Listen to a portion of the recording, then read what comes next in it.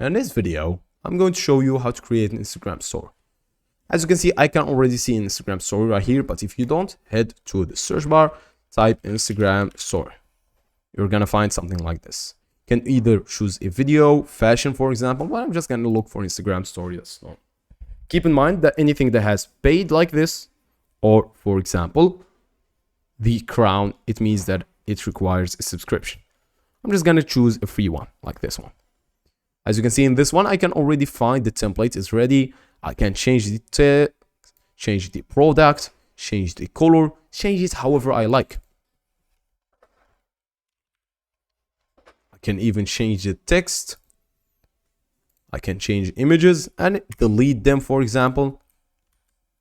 And I'll be good to go. After doing all of this, all you have to do is click on share, download, and choose the download that you would like, and you'll be good to go. That's it, and goodbye.